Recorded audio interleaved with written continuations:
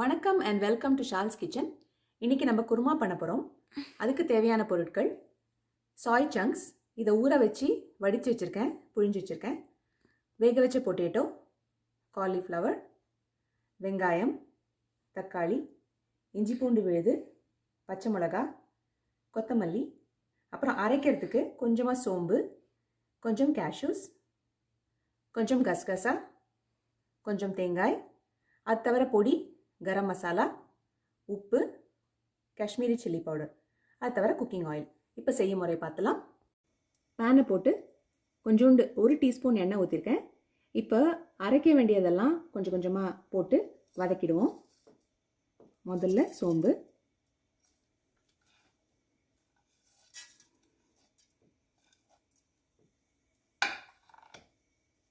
அது லேசாக வெடித்து வரட்டும். சோம்பு வெடிச்சிருச்சு. இஞ்சி பூண்டு விழுது, பச்சை மிளகா, வெங்காயம், இது மூணும் வதங்கி வரட்டும். கசகசா 1 ஸ்பூன், கேஷ்யூஸ்,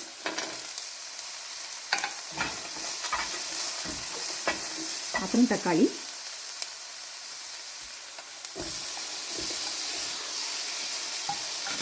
இது லேசாக வதங்கி வரட்டும். இப்போ ஒரு 1/2 ஸ்பூன் உப்பு போட்டுறேன். அதுக்கப்புறம் தேங்காய், இதுவும் வதங்கி வரட்டும். இது நல்லா வதங்கிடுச்சு. இதை அரைச்சிட்டு வந்துடுவோம். நல்லா இப்போ அரைச்சிட்டு வந்துட்டோம். இதை தனியாக வச்சிடலாம். பேனில் 1 டீஸ்பூன் எண்ணெய் ஊற்றிருக்கேன். அதில் காலிஃப்ளவர்,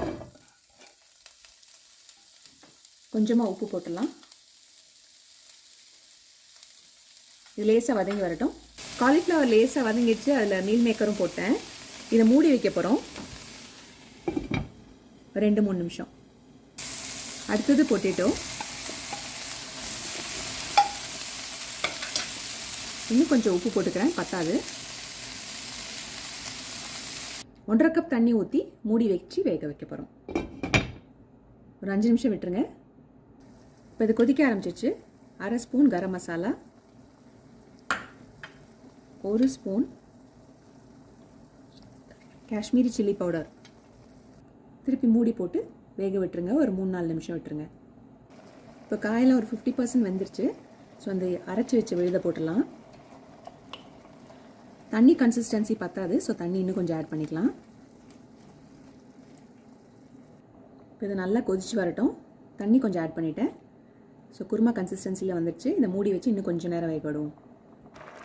இப்போ சேர்ந்து கொதிச்சு வந்துடுச்சு. சூப்பரான குருமா ரெடி. இதில் கொத்தமல்லி போட்டுடலாம்.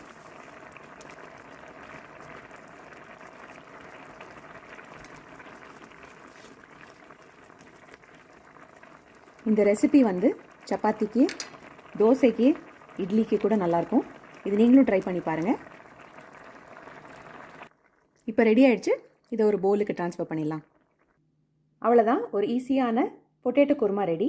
இதை நீங்களும் செஞ்சு பாருங்கள். இந்த ரெசிபி உங்களுக்கு பிடிச்சிருந்ததுன்னா லைக் பண்ணுங்கள், சப்ஸ்கிரைப் பண்ணுங்கள், ஷேர் பண்ணுங்கள். தேங்க்யூ ஃபார் வாட்சிங்.